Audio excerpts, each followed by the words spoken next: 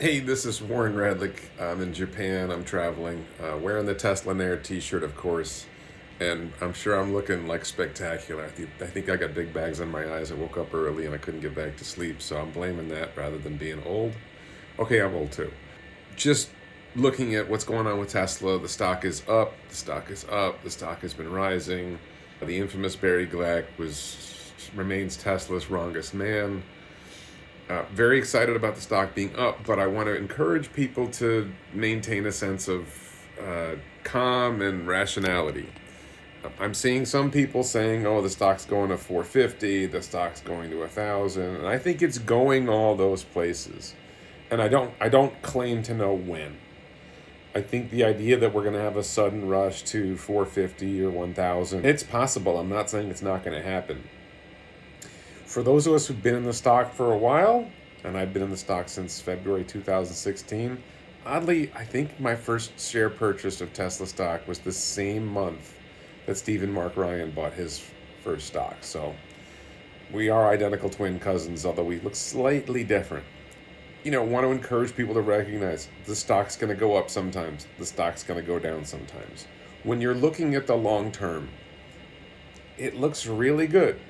It looks like we're getting close to a robo-taxi world. Should happen in 2025. That might be Elon time. Maybe we don't see the robo-taxi, self-driving, fully autonomous, unsupervised robo-taxis until 2026. But progress on FSD is looking really good. We're seeing a lot of really good things happening. Optimus, we're probably not going to see Optimus rolling out at scale until 2026 or 2027 when it's sold to customers and there's revenue lines and Wall Street gets it. Now, I did a video recently where I said that I divided the market into three types of investors. There's the true believers like us. There's the people who don't get it at all, which is the large volume investors, people who aren't paying attention to Tesla, don't understand robotaxi, don't understand humanoid robots. They're not thinking about it. And that's, 90% of the market. It's just not thinking about Tesla. And then there's a group of people who are timing the market. So the true believers are 2% of the market, 1% of the market.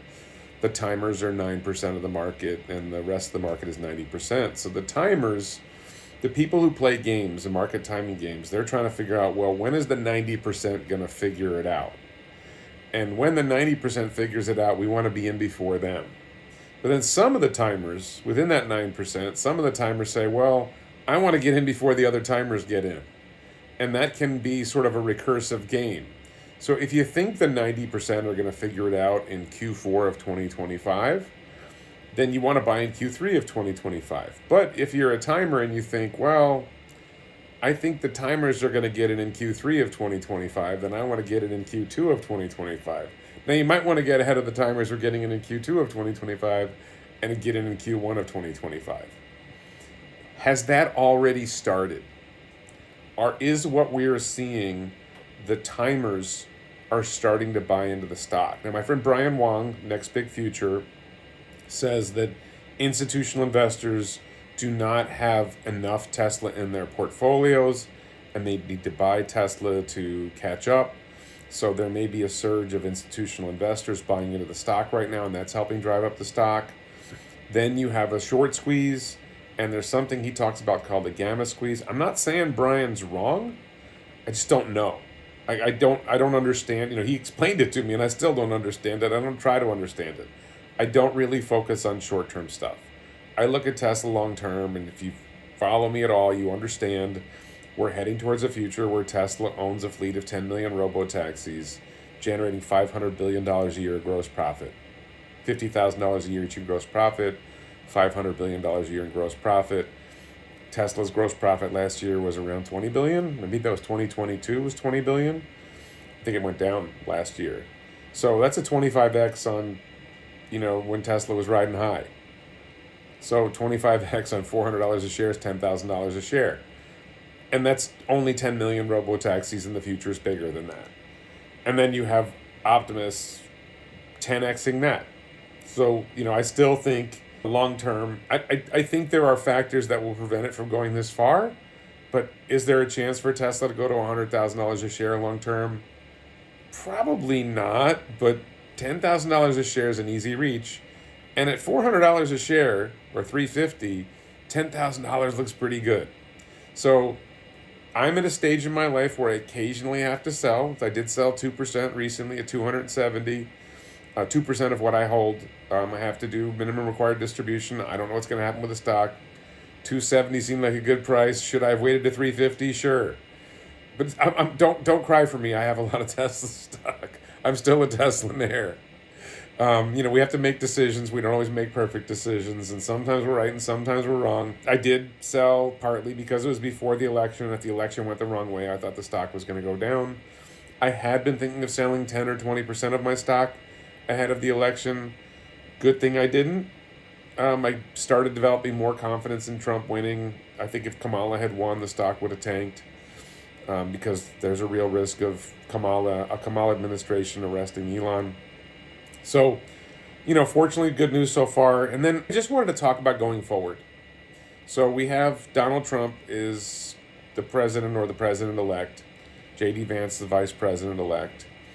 It looks like I'm optimistic that the Trump administration will pursue genuine reforms that make the economy better long term, that reduce the negative impact that the federal government has on the economy. And maybe even he'll use his influence to reduce the impact that state governments have, negative impacts that state governments have on the economy, and that other countries' trade barriers have on the global economy. I'm not crazy optimistic. I want to believe we're going to see real change this time. I don't think Trump delivered nearly as much as he claims in his first term. I also think he wasn't that bad in his first term. He was better than Biden. He was better than Obama. Didn't start any wars.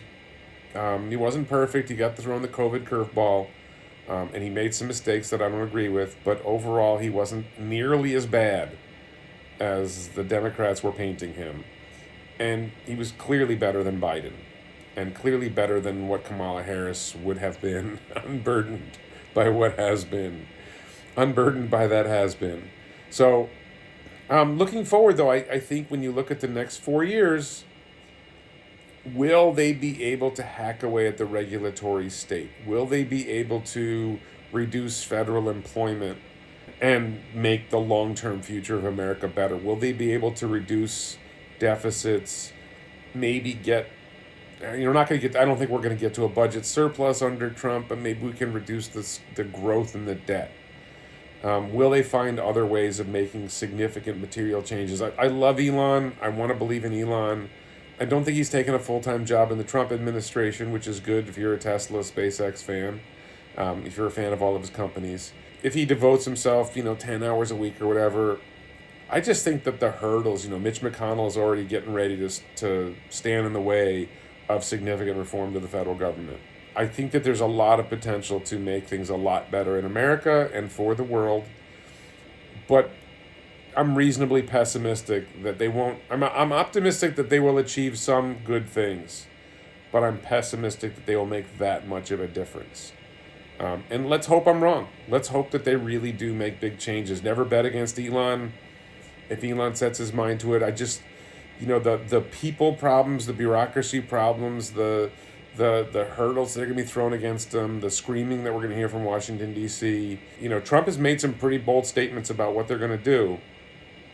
But, for me, they should be just eliminating agencies. And the problem is you need Congress for that. Now, can the presidency eliminate offices and departments that aren't specifically authorized by Congress? Is that, how much federal employment can they cut? How much regulation can they hack away at? It's going to be a tough job. It's going to be a long slog for 4 years. And then 4 years from now, who wins the next election? I expect, the Soros types and the deep staters to throw as many curveballs as they can at the Trump administration. I think they are perfectly willing to do bad things that will tank the economy to make Trump look bad, to make the Republicans look bad, and give the Democrats a chance to win the next election. And they will probably put up someone in the Republican primary race in 2028 to try to take the mantle back. Trump won't be running in 2028. So who's the next candidate? J.D. Vance looks really good, but will he be the candidate? Would he really carry on the Trump legacy? I think he's really good. Who else might run? Does the Republican Party, go into chaos in 2028? We see a Democrat come in 2029 and reverse all the positive changes. Now, with that said, by 2028, will have already landed. We should be in the process of landing on Mars, or have already landed cargo ships on Mars. We may have humans close to on the way to Mars. We should have robotaxi. We should have Optimus running. It may be that Tesla has reached escape velocity. SpaceX has literally reached escape velocity many times. Neuralink has taken off. We may see XAI has taken off. We may have seen so many positive changes in the economy. And then the other side is, it may be that the Democrats self-destruct. What I'm seeing is they are not learning from 2024.